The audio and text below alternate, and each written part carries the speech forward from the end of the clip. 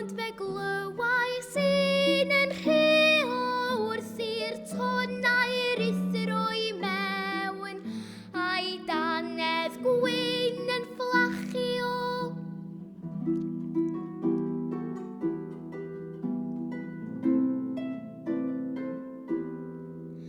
Ni welais i'r ddraig, ond rwy'n siŵr I mi o gleuo'i mwg yn chwythu o gaffi'r cei, a fedrith draig o ginio.